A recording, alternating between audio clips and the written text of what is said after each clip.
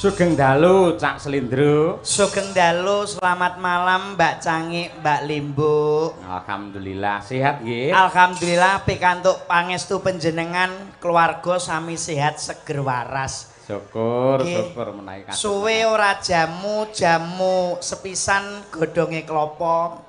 Suwe ora tau ketemu dalu punika saged panggih kalian Mas Cahyo. Alhamdulillah. Luar biasa pada malam hari ini nggih Mas Cahyo. Pripun? Wah niki hari jadi Kabupaten Madiun pun kula damelke pantun, Pak. Syukur. Nggih, kagem warga masyarakat Madiun tuku timun dinggo lalapan, buah semangka belinya di Jakarta. Cakep. Selamat hari jadi Kabupaten Madiun yang 458.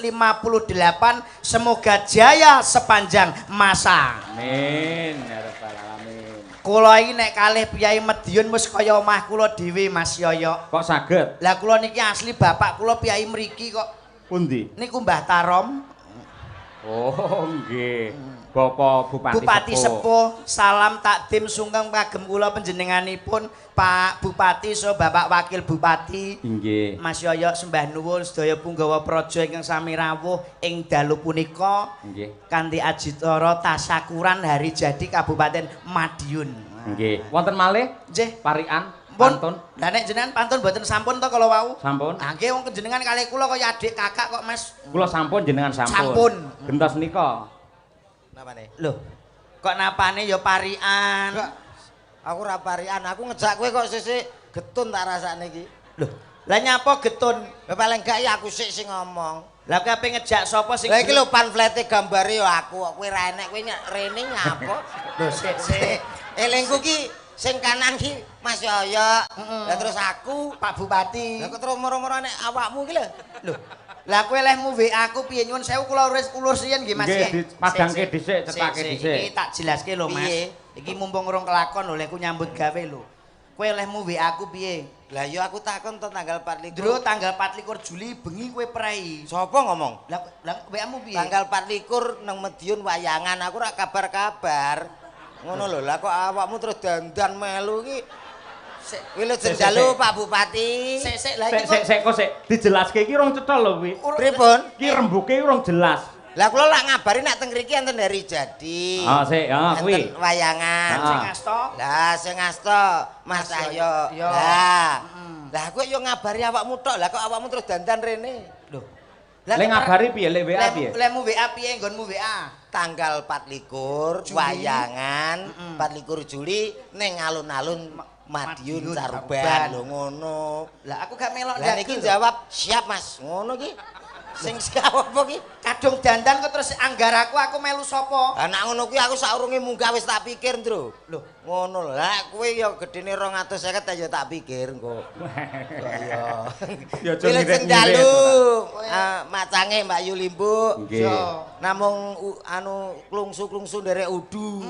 Dedonga. ndonga apa? Dalu punika mugi-mugi masyarakat Madiun sesuai dengan namanya Madiun. Nggih. Madiun saged mandiri, masyarakatipun guyub rukun Allahumma. Amin. Amin. Yen bab guyub rukun ini sedaya sampun ndongaaken. Nggih. Pak Bupati sampun, Pak Wakil sampun, kula nggih sampun. Aku ya wis rampung wae lah tak ndongake ya Mas yo. Mosok ya ming guyub rukun sing nggo modal bojo negara tekan Madiun ya ming kuwi tok to Mas. Lah kowe ape takon apa wong aku Pak Bupati ki wis kaya anak dhewe kok. Lho, Pak Bupati karo awakmu kuwi Bapak Hari Wuryanto menika pun nganggep aku ki anak dhewe. Lho, mula kula apal panjenenganipun Bapak Bupati. Kowe takon apa wae lho. kowe omonganmu aja Nyun sewu, kadang-kadang masyarakat mriki malah jenengane dereng apal. Lho sik, kula mboten Pak. ngerti malan. Lho, Kula kula menika serawung kalian Pak Bupati wiwit kula tasik Joko lho. lho nggih to? Nggih. Tapi rak dereng ngertos to. Dereng ngerti. Panjenenganipun Pak Bupati menika SD-ne teng pundi? Lah kowe kula saking apale wong dianggep anak. kowe iki SD-ne Pak Bupati menika teng Dempelan. leres Pak, Pak. nggih? Dempelan Pak. Wah, Nah. tiba ya leres ya Mbak Cangik. Ya bener pancen panjenengane kan piyosan dempelan kono. Nah, niku SMP Mas, SMP 1 Madiun. Nggih leres Pak. Wih kok ya apal kowe Mas. Lah aku kok Tapi nek SMA ora mungkin paham nggih Mbak lah Cangik. ya saking apale ngerti ngono. SMA SMA 1 Madiun. Sarjana S1 Mas. Sarjana hukum teng Jember. Nggih to Pak nggih? Lah, Kowe kok ya peso Nyolong pedal lho iki. Wong ditanggap ki ya kudu ngono kuwi lho Mas. Ora kok kursukur omong dongakne. S2-nipun panjenenganipun Pak Bupati. S2 wonten teng UPN Surabaya Veteran. Nggih to Pak nggih? Lho, Hobine Bapak Bupati apa? mancing nak mboten klentu. Lho. Sik. Kowe iki nek iki ra jelas aku nek iki ora percaya. Lah ki nyapo takon Sing hobi. hobine mancing iki awakmu. Iki kok Pak Bupati selalu dekat dengan rakyat to nggih Mas Yoyo. Leres nggih, Ini selalu keliling nyambangi warga masyarakat. Oh nggih. Ini adalah Bupati kebanggaan Kabupaten Madiun, Mas. Madiun, betul. Kalau Kabupaten Madiun itu sudah jelas kriterianya 5R. Apa niku? Kudu pinter. Nek panjenenganipun Bapak sampun pinter, cerdas nggih mboten, Mas? Nggih. Bener, Bapak itu selalu bener. Tur bener. Mesti nek wis bener, biasane Bapak iku kober tilik wargane menyempatkan. Sing pungkasan Bapak ora bakal keblinger. Leres mboten, Pak? Oh nggih. 5R nggih. Pokoknya nek nganggo R itu pasti hebat luar biasa. Nek nganggo? Nganggo R. Asmanipun wis jelas Bapak Hari Wuryanto, R kalih. Oh nggih. Pak Purnomo Hadi R juga. kalih. Nggih. Mbah Mutarom Nggih. R kalih. Mbak Niken Salindri ada R-nya. R. Selendro ono R. Mbak Kesi Rahayu R. Sik pertanyaane. Iki dalange ora nek R lho iki. Lho, enten jenengan Cahyo Kuntadi. sanes Cahyo Kuntari. tadi tuh. Oh ngeling-eling jeneng. Kowe iki ra jenenge abang ngelih jenengku ora. Kanca-kanca krawitan Madangkara menggunakan R. Apa wae jeneng sing nggunakake R iki mesti wonge kondang hebat. Jenengmu sapa? Komet. Lah iki elek. Nggih mboten Mas. Oh iya, Ora tanpa bakal R. kondang. Apa genti komer ngono piye? Komer. Lah kowe iki kancaku ya ora apal-apal. Aku ya nek R. Mosok Mas. Loh, Supri Komet ngono. Mosok dagelan jenenge Supriko. Mosok gara-gara R kok melarat kok ya. Nggih. Kowe ya dongane iki ya sing apik-apik. Ya didongakne. Paling tidak acarane nopo? Hari jadi Kabupaten Madiun. Dadi apa? Loh. Hari jadi Dadi apa? dadi reok tak bacot cengelmu ki kok. Begini takon nesu lho. Iki pengetan hari jadi nggih Mbak Limbu. Leres yang ke 458. 458 dari angkanya sudah diketahui Apa? 4 5 8 papat tambah 5 24 Sik op. Sik akeh men to kuwi. Kowe iki ngomongmu belajar kowe iki guru lho, Men. Iya. Digugulan ditiru lho. Piro 4 tambah 5 iki Iya, ya, songo. iya. Kok iso 24 iki lho. lho karo kancane dhewe. Banyol Iya. yo banyol ning aja maksa nemen-nemen to. Aku ki mau ngetes awakmu ki fokus apa ora ngono lho. Nek iki maksa iki. 4 tambah 5 ki wis 9. Songo. Nah, iki lho. 9 tambah 8 17. Bener. Angkanya 1 dan 7 Maknane maksudnya dari siji yaitu menjadi satu tujuan Madiun menjadi maju, tentram dan juga rukun lho ngono. Mula angkane 1 dan 7 ana sing ngarani 17.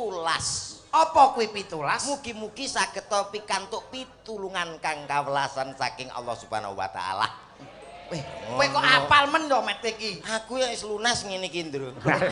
Aku iki garing nyaur utang.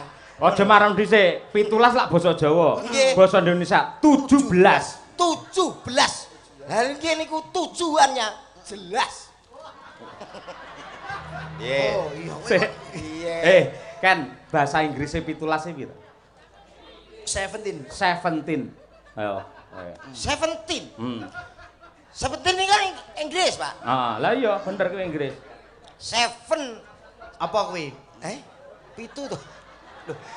Harus apa ki iso buka kudu iso gulung to Mas Nggih, awakmu. nggih. 7 menika. Lho, ya kudu iso. Lah mau jere abahe ngontek-entekane ya sepenti kuwi kok. Mula aku ketikane abahe ngoten lho. Heeh. Mula aku awakmu nggo ngarep sik ndro aku. Iya. Aku gak patek lek ambek wonge aku. Sik wong pelawak karo dalang ki harus ada komunikasi. Dalang umum ki dalang ra umum. Lho, kok dalang ra umum piye to, Mas? Aku mau munggah karo wayangane Pak Iyo iki rasane kaya piye lho. Lho nyapa? Ya ora apa-apa jane wong ganteng ning hawane wis beda to. Jenenge Beda piye? Bedamu piye?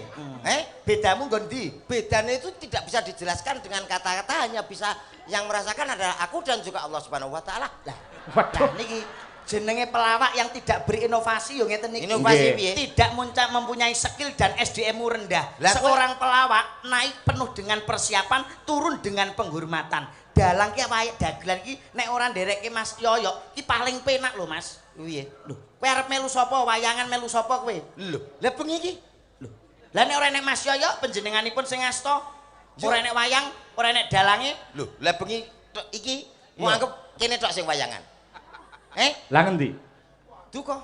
Lho, Sik to. tak kira kok lek job nganti double balekke ngendi ngono. Kowe iki aja nyepelekke dalang ya, Mas. Nyapa? Dalang ki tanggung jawabe abot, tanggung jawabe berat. Lah, Cara terangno. numpak bis iki nyuwun sewu lho Mas Komet. Cara numpak kendaraan bis panjenenganipun iki kaya supir kanca-kanca yoga awake dhewe iki penumpange ana minggo elek apike kuwi gumantung dalang. Aku berarti Penumpang. yoga-yoga. Iki padha karo penumpang. Sinden. Penumpang Penting di. penting sopire. Yo ora yo penting penumpang. Kok iso? Lah nek supir nek kendaraan nek penumpang hasilnya kondi. Ayo apa nyupir ngalor ngidul nek penumpang ngono. Oh, Terangno penting. ndro piye kuwi karepe kuwi. Penting iya lho penumpang. Mulane kanca yo mbok pegat iki kok apa. Sik omong angel ora karuan iki yo. Anane tak pegati modho. Golek sing murah.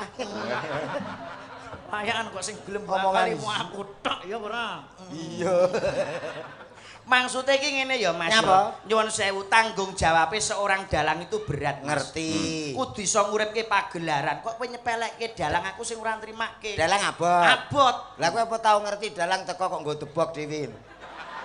Dalang enteng gari teko terus ngono tek ya. Sik, rene Met, rene sik. Ah, megah. Aku gak Rene. melu ki. Wis, Kowe- bro, wis mati uripe bengi ki kowe. Lah, wis Aku tau didoni dalang Kowe kok nyepelekke dalang. Pripun? Lah pancen debok iki dalang endi to sing gawa dhewe ngangkat dhewe lak ora ana. Sing dikarepne slendro abot kuwi gaweane. Nuwun sewu. Nggih. Aku ki sewengi utuh. Sampeyan lak gur limbukan utawa bar kuwi gara-gara tok. Nggih. Aku wit jam 09.00 nganti menjelang subuh. Kuwi cerita terus, pikirane mubeng, mripat nyawang, lambe omong, tangan serakatan, sikil njejeg keprak, ngempet nguyuh.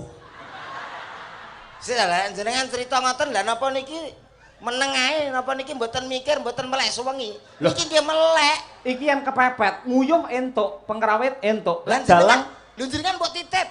Ngono ora kreatif.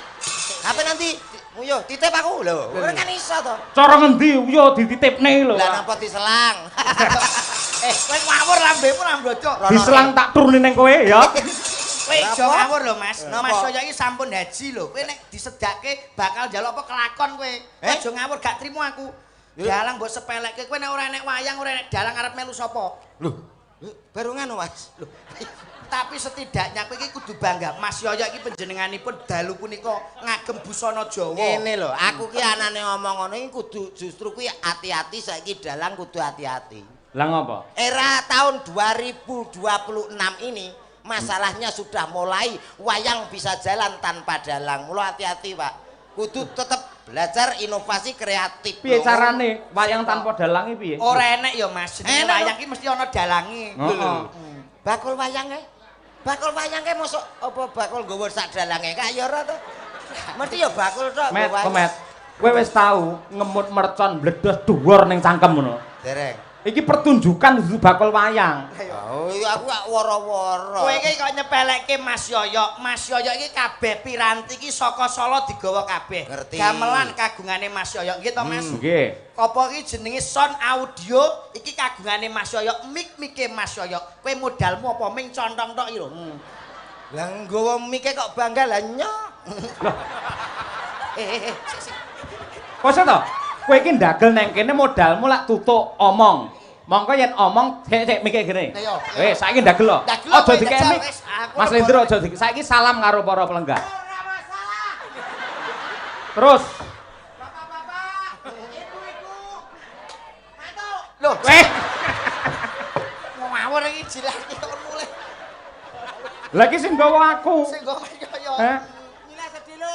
Loh, lek nyilih iki kudune kan menghormati karo sing disilih. Pamane ya aku nyilih dhuwit ning sampean Mas Komet. Kamendhi kula nun sewu Mas Komet. Kula sowan mriki, heeh, karo isi-isi ngono ta. Badhe ngampil artanipun. Kowe nyilih meku lho, kok iso malah ngelok-ngelone aku lho. Mak padakne aku bakul wayang iki karepmu piye? Ayo ndodok njaluk ngapura ayo. Sikile sikile piye? Sing tengen. Sikile. Sikile. aku nggo sikil Aja nyilih miku. Iki mikir Mas yo sikile.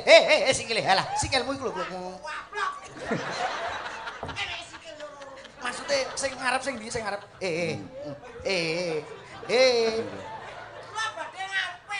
Kurang mendak. Mendak lah. Mendak. Kurang mendak meneh. Nah. Oh, kurang sopan mendak meneh. Nggih.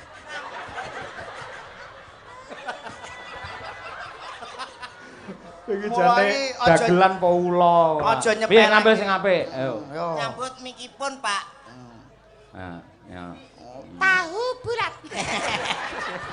Bareng disilih nyepeleke to. Matur guyon apa, Pak? Sik ngene. Dalem, Mas. Nuwun sewu Mas Lindro kali Cak Komet. Nggih. Gandeng Bapak Bupati menika lek piyayi budaya. Nggih. Mesti rena ing penggalih lan kula kali panjenengan mewakili warga masyarakat Kabupaten Madiun untuk menghibur dumateng para lenggah sedaya. Nyuwun kanthi sanget Bapak Hariwur, syukur menawi kalian Bapak Wakil Bupati tindak wonten ing pepanggungan. Para lenggah setuju nggih, para penonton? Nah, Setuju. Suara rakyat adalah suara Tuhan iki. Nah, katur dumateng Bapak Bupati kalian Wakil Bupati. Monggo katuran jengkar saking paling tumuju wonten ing. Rungokke Mas yo lek ngendika iki lho Le nyarke. Nggih. Zaman modern saiki iki. Aja ngono kuwi wis lumrah. Kalah apik sampean karo Pak Gayeng. Wis cara modern iki piye carane? Cara dangdut met dangdut. Dangdut itu gaweanku apa? Iso lah. Aku biyen rung nang wayange dangdut. Bagian apa met? Kerek panggung iki. Yo. Spesial dalam rangka Hari Jadi Madiun Co. Kita sambut salah satu nomor satunya Madiun. Ada siapa dia? Yo, loh Pak Bupati kata yo. Kok iyo iki lho, mbok kira biduan apa piye? Lah jare dangdut lah nek kulino artis kata yo. Dangdut yo dangdut tapi muku kakean lemu guyu kuwi. Oh. Yo Mas yo. Nggih. Kakean niku. Siti ae.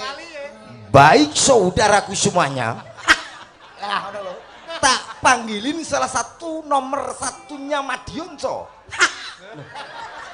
Ada siapa dia? Jare kon sithik. Lah sithik iku yo kesithiken niku sedengan ngono lho Mas. Mari kita yo. Aja yo. Kamu ya. Ngapunten lho Pak Bupati. Mohon izin Pak niki. Mboten golek dhuwit Pak. Iya. Yo dhuwit sapa kok golek dhuwit? Ya engko menawa kowe. Ayo. Yo. Engko Pak. Nggih. Wis Lindro Mas coba yo. Ciri khas Piyayi Madiun yo. Panas-panas mlaku engko nembang bareng kalian sedaya para warga masyarakat sing rawuh mriki. Ya. Monggo kula nyuwun kanthi sanget Bapak Bupati lan Bapak Wakil Bupati tindak wonten ing pepanggungan. Ya, panas-panas mlaku. Dados.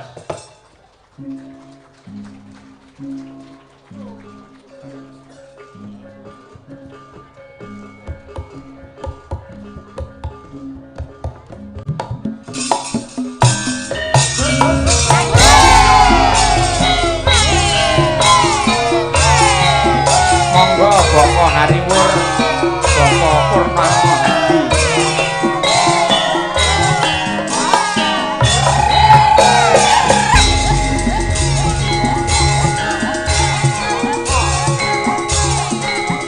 Monggo para penonton nembang sareng-sareng untuk hari jadi kabupaten kita yang tercinta. Ayo.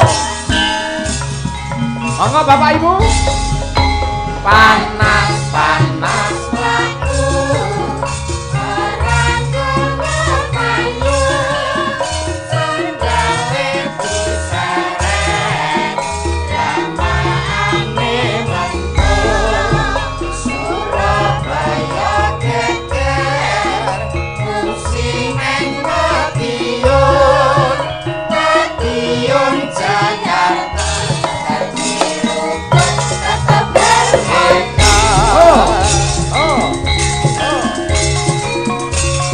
Panas ya mlaku ya Mas. Ya nggih.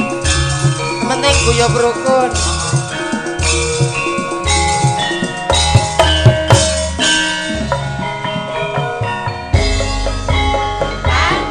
Panas mlaku ora gowo payung sandale diseret lamaane Surabaya geger fungsi neng Madiun si kami dirukun tetap harmoni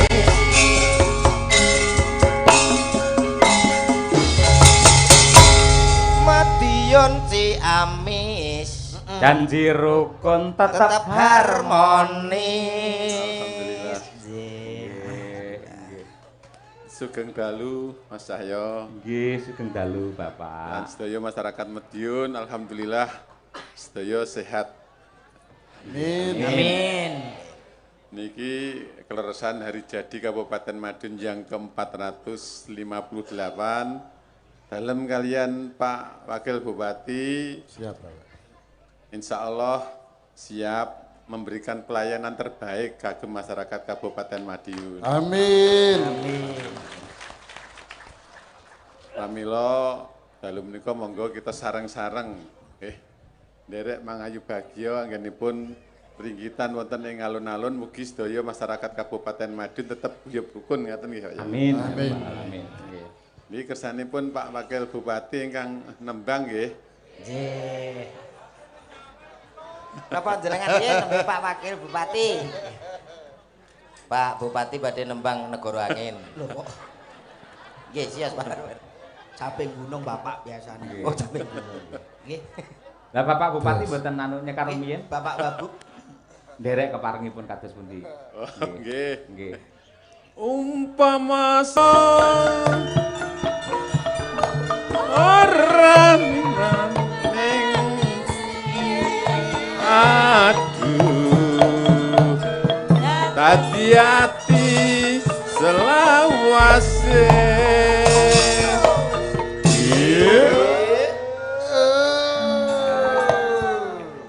Jam Sari. luar biasa. Adate menika caping gunung lho ya pembaruan lho. Bantos menika. niki nganu napa niku gending ingkang napa filosofipun kesetiaan. Idam Sari menika nggih, Pak? Nggih. Oh nggih, nggih, nggih. Dalem suwun mugi-mugi masyarakat Kabupaten Madiun tetap setia kalih kabupatenipun. Amin ya rabbal alamin. Priyantun niku nek pun setia napa-napa dipun sukaaken ngoten. Leres Pak Bupati niku. Pas. Terus insyaallah kagem kebaikan Kabupaten Madiun masyarakat Kabupaten Madiun insyaallah tetap gotong royong bangun Kabupaten Madiun. Amin. Matur suwun. Nggih. Nalika nira ing dalu atiku lam-laman sira manis dadi ati ora bakal lali nakae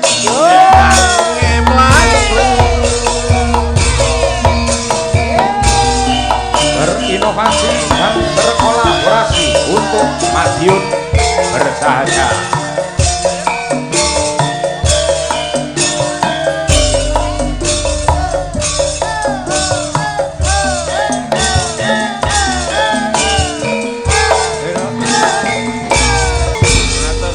Tepuk tangan untuk Bapak Bupati kita luar biasa. Yai Budaya, nggih. Lho Nduk, kasembatan to Nduk niken sowan ning hari jadi sampean. Alhamdulillah matur sembah nuwun kagem Kang Mas Hariwur kalian. Lho kok Kang Mas iki bapak. Piye to, Bu? Nggih leres Pak, leres nggih, leres nggih. Bapak iki. Kalian Pak Pak Pur. Wakil. Adik Pak Kang Wakil Mas. Bupati. Bapak Bapak Purnomo. Purnomo enek lagune. Piye sing lagune? Purnomo pedet Eh. Ngawur gitu kan. Kayak beda kayak Lamongan. Kayak tukang nambani ya padha karo bapak iki. Iya.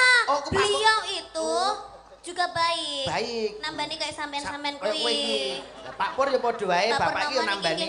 Nambani para masyarakat yang ada di Madiun Madiun. dan sekitarnya. Nambani kayak sapa? Sampean-sampean kuwi. Lah kok rumah ya? Loh, Pak Pur sing Lamongan kae kan. Sampean kuwi berarti sampean ora mek sitok berarti. Sampean. Lho lho. kudu kendengi lho.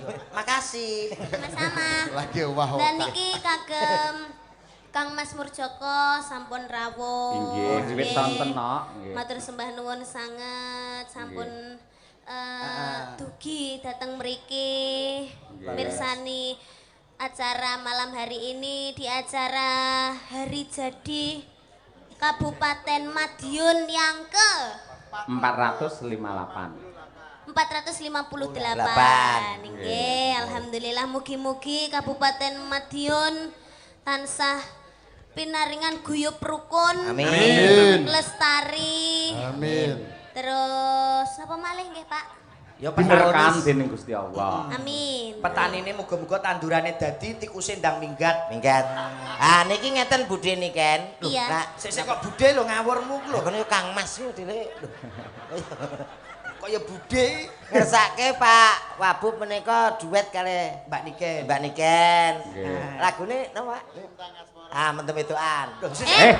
Walah Lintang Asmara kok mendung wedokan. iki padha karo ngendikane Bapak Bupati, filosofinya kesetiaan dalam berpasangan. Ya, contone. Contone kaya Bapak Bupati wae oleh nembang Oke. ngaturke tembangipun wonten Nyidam Sari. Heeh. Bapak Wakil menika Lintang Asmara. Lintang Asmara. Kesetiaan dalam berumah tangga contone Mas Yoyo. Nyapa? Garwane diderekke. Derek terus. Didereke mergo kae nek gak nderek kae nakal. Ngono. Kae wis ganteng laris mesti kaken pola. Mula dikontrol dengan panjenengane Bu Kersi. Met, komet. Napa? Rene takmut wekah. raimu ngene. Oh, Ngene lho, sing dikersake Nyidam Sari malah tentang kesetiaan. Kesetiaan. Lintang Asmara juga sama. Lintang itu lah bintang. Bintang ini kiblat penentu. Iya. Kiblat lan go keindahan di malam hari. Asmara adalah cinta. Iya. Artinya beliau berdua, Pak Bupati dan Wakil Bupati, menjadi kiblat keindahan Kabupaten Madiun yang tercinta. niku pun positif nak Pak Bupati kare Pak Wakil Bupati. Berpasangan yang wong niki wau sing dibuka jenengan no. Hah? Lah nyapa kok setia buka muga sing anu sing garwanipun nderekke terus. Nah iku mboten masalah setia, nek mboten nderekke jenengan menggak minggo. Dalangane aris, ganteng. Wah, engko nak kene sing kontrol bahaya. Lah bojomu kok ora melu? Hah? Bojomu. Lah aku wis los dol. Nggih. Sapa ta sing gelem ya? Lah iya. Nggih. Ayo jujur ta iki. Enggak Pak, Monggo Lintang Pak Asmara. Purnomo. Wah, Monggo, nggih. Mas. Kuwi lho kan disiapke arep duet karo jenengane sepatune putih anyar iki Pak. Oh, nggih, Pak. Nggih, nggih. Wau mbisiki kula kleru karo weke bojoku Pak.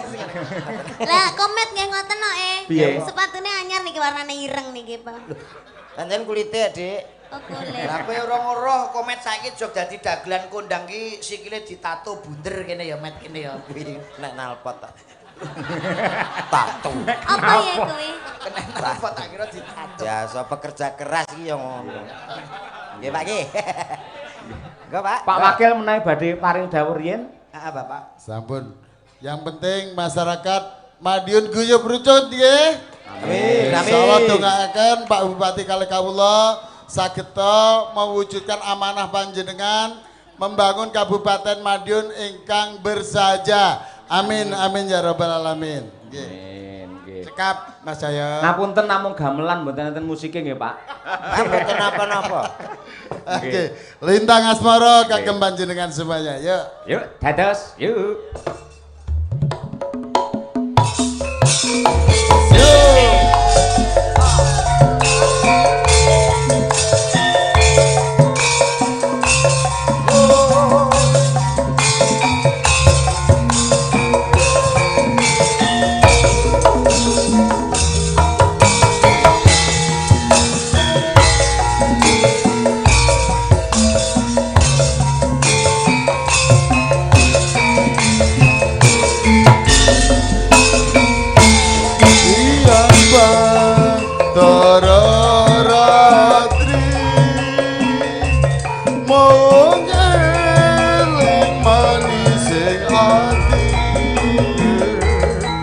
setiaku bisa handuweni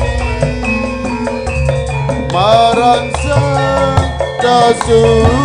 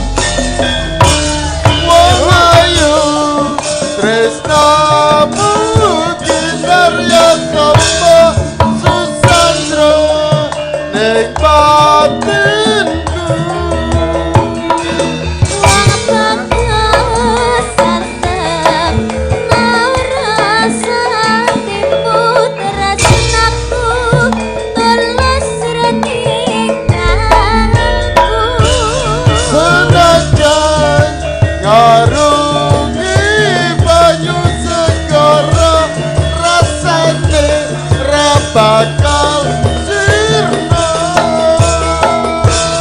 senadyan nyowo ngecat sakara wis tresna repisah tipisan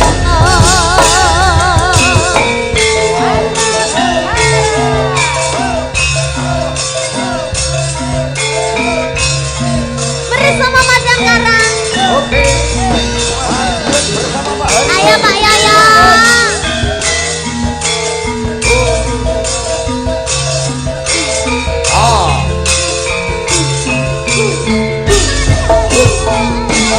siang Bathara Ratri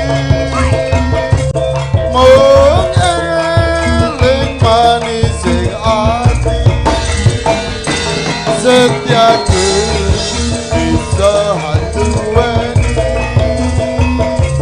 marang sang dasulati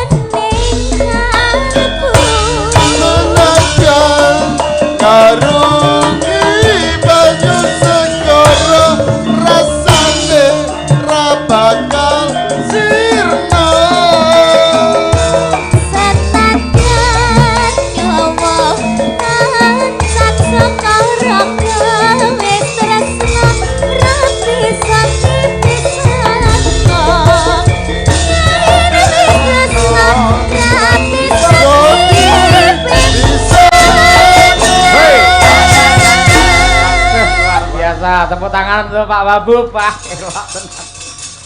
Nggih. Nggih, sembah nuwun Bapak Bupati. Nggih, matur sembah nuwun Kang Mas.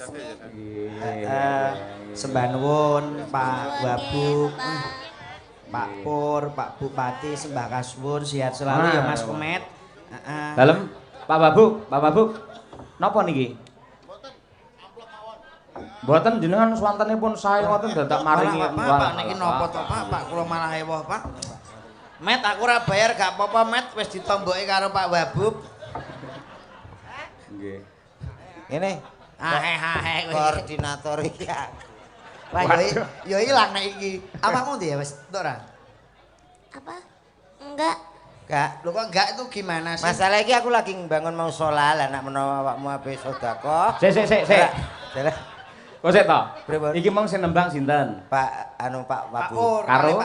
Kali Mbak Niken. Ah, sing maringi arta sinten? Pak Wakil Bupati. Pak Wakil gandeng Pak Wakil nembangi karo Niken iki apike amplope nggih Niken apa nggih sampean? Tadi Pak Wakil bilang gini, Pak. Pripun? Kalau nanti ini didum ya, tapi yang di bahasa Inggris kok apa bahasa Indonesia kok didum lho. Dibagi. ini nanti didum sama pengrawit sama sinden, tapi yang dibawa sama komet buat panjenengan, Mbak, gitu katanya. Berarti sing tak gawe iki nggo sampean. Iya, katanya gitu. Lah iya tak gawakno. Iya makanya. Loh, Kok raimu elek ngono? Padha rambadroke ta. Diomong ya. Angger enek-enekan iki aku. Selamat malam, Dik. Sik to, ora entuk akhire sampean. Mboten. Nyanyi ora. Nah, iki Mas Yoyo lho jelas. Nyanyi. Sabar, Met. Saestu. Tulung gandeng bendarane Bu Kesi, tulung kekno Bu Kesi. Oh, gitu. Ora apa-apa, Met. Innallaha ma'asobirin, wong sabar kuwi Kekasih Gusti. Tapi Innallaha kasihan. ma'asobirin, wong sabar kuwi. Sesuk ya diidak-idak kancane kok ya.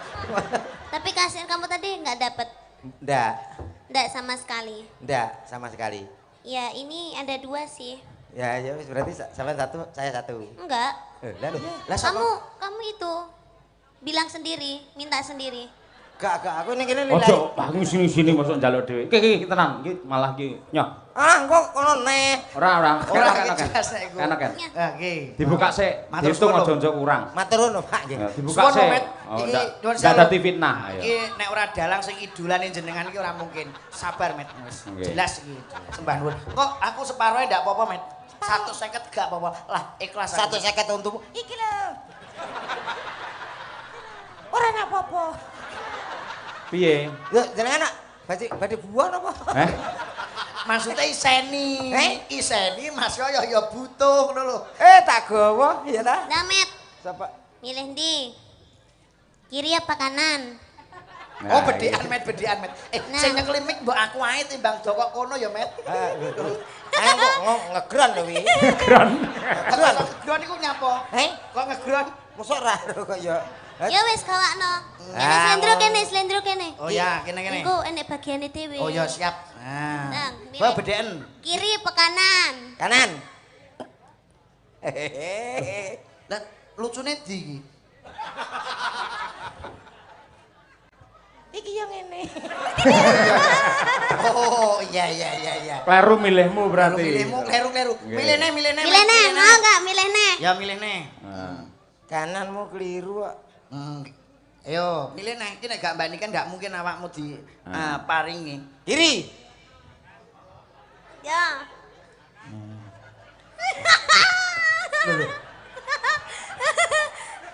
Piye? Jelas iku, Met. Iya. Ora enak papane kok. Wis ora. Oh, sabar. Ora entuk apa-apa. Rene. Wis gah. Lek cerdas sampean pinter entuk 100. Rene, mesake mosok ora entuk dhewe, adoh dhewe Bojonegoro. Saiki jawabane wis 100 to? Jelas. Iya, Jawabane wis jelas. Nggih. Pokoke anggere sampean jawab kodhok entuk 100. Ngoten tok. Sing penting intine lak kita caosne jenengan. Oke. Entuk 100 men nyuwun sewu jenengan ora meringkus raine, ngono lho. Ya ta. Oke, siap. Anggere jawabane kodhok, Kodhok. tak wenehne jenengan. Oke. Kewan apa sing sok disuweke? Kodhok. Nah, ning kene sik ya. Aja dicukuk. Nah, pertanyaan kedua. Kewan apa sing suarane kung? Kodhok. Nah, kodhok. Ayo. Sampeyan dhuwit karo kodhok milih ndi? Kodhok. Nah, ya wis. Met. Duwe, Ding. Anakmu ya butuh mangan lho, Met. Lah kono kon jelek kok. Met. Anakmu ya butuh mangan lho, Met. Lah kok wis bergandeng. Lah yo pas to, salindri karo salendro. Lah waduh. Salindri iki salewang iki. Niku saleho, Pak. Salew. Salindri saleho. Iki wis takdire karo Allah Taala, Met. Allah. Sing lanang yo dasare sing wedok yo ayu, sing lanang gagah dhuwur, Met. Oh, alah. Iya iso gagah dhuwur piye Kok maksudnya? sakmono kok gagah dhuwur. Jane iki gedene sak petelot. Aku rumangsaku dagelan paling iki rasane peleke nyuwun sewu Mas Yoyo iki tak Mbak Niken mohon izin. Upama ning donya iki ora enek sapa-sapa eneke wong lanang ming loro tok komet karo Slendro. Sing mbok pilih ndi? Kowe milih piye? Oh milih bunuh diri to mesti Dik. Umune kan ora ngomong iso bunuh diri lho ora. Eneng pilihane gur ngene tok e. Kaya alok mati ya. Lah nyapa mati wong pilihane ming loro lho, Mek. Adam karo Hawa duwe gathukan, duwe gandengan. Wong ki mbok sing sadar, sakmene mbiyane masyarakat Madiun ki ra kok trimo nonton wayang ning pengen ngerti sapa rak raro to. Lho, pengen ngertos sinten, Bu? Krungu kowe, Slendro napa mboten? Lah kae sapa? Ayo ngono to.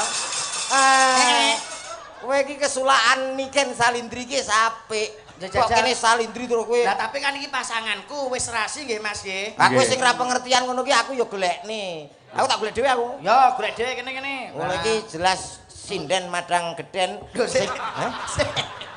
Madang kara. Oh ya biyen madang geden, Pak. Madang geden iki abahe iki madang geden. Madang karan iki enten sinden favorit kula. Mosok niku. Tenan ora. Sek legan lulusan isi. Oh iya, dadi sing pas padha karo aku sejajar seimbang. Mari, Dik. Ini tak kenalke. Sik omong-omong sik legan-legane tegese rung duwe bojo lho. Nggih. Lah nggih. Lah apa ora melek mripatmu kuwi genah bukesi lho. Ngaku-ngaku nyapa to, Pak? Lho, Sik. kok ora ngaku piyai sak alun-alune ngerti lek bukesi iki bojone Ki Cahya Kuntadi iki ngerti. Niki anu bojone Mas saya to? Lah, Mas Yongge ya kudu profesional. Lho, lah di atas panggung semua milik umum. Lho. Ngaten lho. Lah saiki tekoke nyuwun dawuh karo Mbak Kesi yakin apa ora jajal men? Lah, yakin mboten napa-napa nggih? Nggih. Kok kono gek apa iki ngaku-ngaku ya. Sik bukesi, sik tak omong sik bukesi. Kudu kok pikir tenan lho bukesi. Provokasi. Kudu pikir. Provokasi. Sampeyan iki ayu ya to. Lah aku ya kudu dianggep elek apa piye? Rasa mbok ketokno wong butak ngene lho iki. Bukesi, sampeyan iki cantik, dosen ya to, sinden kondang. Ayo. Mosok goreng entuk gemuk kaya ngono ora mungkin. Nah, nggih. Emoh aku. Gemuk penting lho, Pak. Ya apa? Lah kan nek gemuk rantai ya seret. Lho pancen bojomu gemuk kok. Lah ya lho, otak-otak. Monggo Ya coba Bu Kesi, Bu. Dalem. Mohon izin niki kalau mau Mas Komet kan ngomong lek jenengan niki calone Mas Komet apa leres? Ah mboten. Piye to ki? Aku ora ngomong ngono lho, Bro. Lho, sing mbok pilih jare kowe golek sinden. Favoritku. Nek ngene-ngene iki tak ge apa? Waduh. Aku nek iki masuk. Berarti Mas Yoyo ki rapi selirane padha. Padha apa nyuwun sewu lho Mas Yoyo. Kula iki nek tenggene Mas Komet niku isin, Pak. Apa? Nek kudune piyambake rak cilik kaya kula niki bojone paling gak nggih awake rada cilik.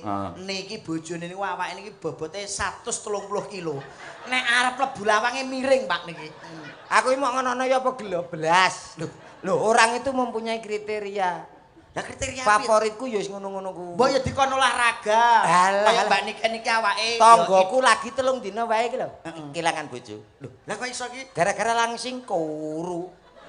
Dijak buah, jak neda mantar GL Max buyanter lebat. Teko mah ganti cahe.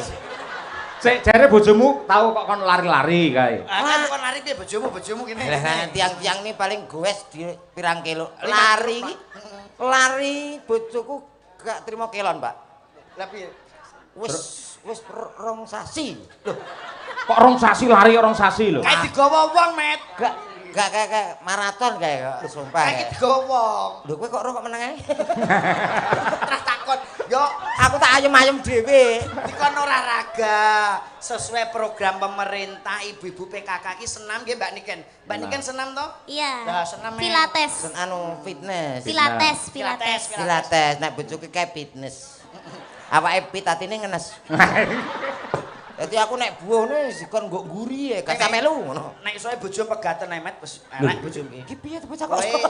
Elek bojomu kula isin Mak kanca niki. Dosa wae. Lho, bojomu pegaten ae nek aku. Kok pegaten kita waplok pisan kowe. Iki guyon ya guyon dirungane para panggawa. Lho tenan lho. Waduh. Sapa? Aku yang mau ngomong to jare. Dirungane sapa? Para panggawa. Wis pegaten nek kliru sithik. ora cocok karo kanggo kowe iki ya. Nyapa? Kula isin lho Mas Yoyo. Lah kok kula wingi kan tanggapan ki nganjuk mampir gawe Mas Komet hobine mancing dereng dugi. Mancing Pak kula. Bojone enek. Nggih, andukan ngeten iki to. Andukan sementen kali sementen. Lah kok kurang anduke to? Kayak apa anduk? Apa kae? Terpal no. Gak cukup nek trimo anduk ra. Isin aku terus tak kandhani. Mbak, Mas Komet nek sampean kok gak isin gak wirang karo aku to. Wirang apa Mas ora apa-apa Mas Komet gak enek. Oh, mbok yo ngono kuwi saru Kang kula ngoten. Saru piye? Jajal aku ndelok. Mas Komet sing wedok muni ngene. Kene 2 juta. Tak bayar 2 juta, Met. Niki lho, Mbak. Lah kok langsung beyak ngene to, Met. Kaya dirembeti tekek, Met. Ya emang masalah bojo sing apik lho. Tenan pegaten. Ya bojoku buka ngono kok trimo rega 2 juta.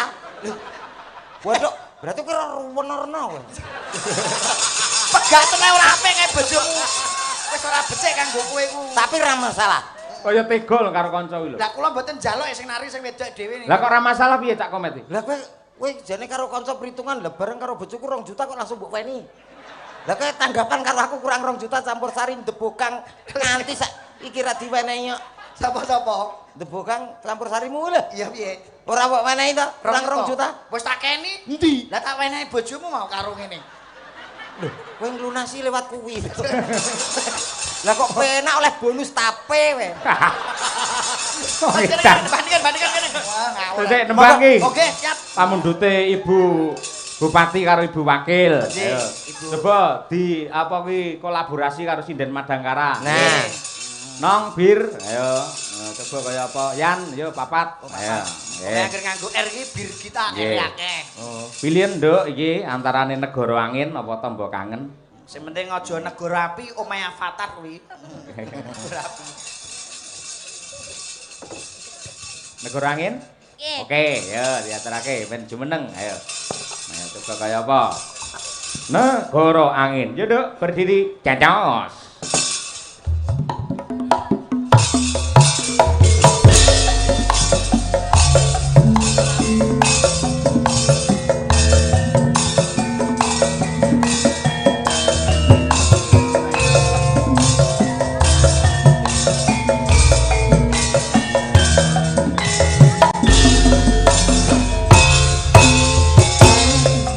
Salah,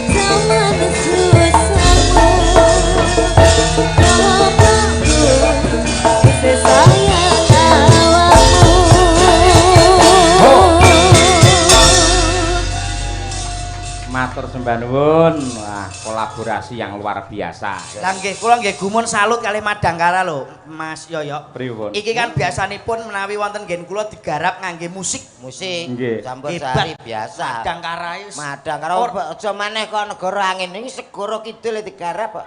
Lho segara kidul lagune Mas Deni sing terbaru iki. Heeh. Lagune sing piye ku, Mat? Sing